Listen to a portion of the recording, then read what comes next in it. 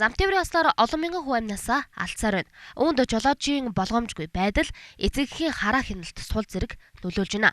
За тэгвэл орон нутгийн замд гарч байгаа осол гэмтэл юунаас шалтгаалж байна вэ? Ерөнхийдөө жолооч нар маань хурдыг маш их хэтрүүлж байна. За дээр нь жолооч орчигч нар маань хамгаалах бүс хэрэглэхгүй байгаа. Энэ хүүхдийг аюулгүй байдал буюу хүүхдийн суудлага хэрэглэхгүйгээс болоод өнөөдөр бага насны хүүхд бас хэмжиж байгаа асуудал гарч байна.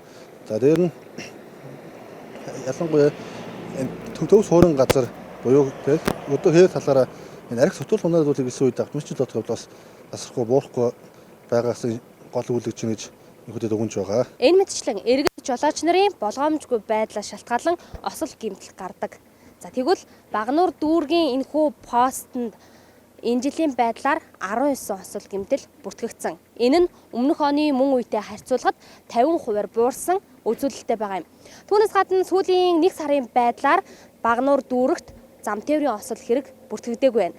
Одоо буурж байгаа гол шалтгаан өгсөн нь юу байна вэ гэхээр ерөөсөө л энэ хянач шалгалт тогтмолж уул тэгээ жолооч нартай бас ухамсарлах талын арга хэмжээ зохион байгуулж захтай холбоотой гэж ойлгож байна. Үүнд байдлаар 2 автомашин тогтмол хурд хэмжиж ажиллаж байгаа. Үүнээсээ болоод бид нараас гарч байгаа ослын аваарыг өртөнд сэргийлж ажиллаж байгаа гэж ойлгож байгаа. За дээр нь энэ дүүргийн иргэдийн төлөвлөгчдийн хурал хэмжээний өртөнд салбар зөвлөлтөөгөө маш уялдаа холбоотой ажиллаж байна. За орон нутгийн хөдөлгөөний соёл 2020 гээд нэгдсэн арга хэмжээ улсын хэмжээнд зохион байгуулалтад одоо өнөөдөө дуусах шатндаа явж байгаа. За энэ арга хэмжээний хүрээнд бид нар дүүрэг орон нутгатайгаа нэлээд хамтарч ажил зохион байгуулад одоо харанхуй буюу үлгэрт хангалтгүй зам орчноо гэрэлтүүлж энэ дээр нь нойр сэргээгчдэг зүйлийг хийснээр жолооч нар маань бас тухайн нөгөө анхаарал болгоомжгүй явдаг байдал нь хайцангуй тайван гайгүй болж байгаа гэж ойлгож байгаа. Зам тээврийн осол гэмтэл буурж байгаа нь сайн хэрэгч зорчигчид анхаарал болгоомжоо сулруулахгүй байх нь чухал юм.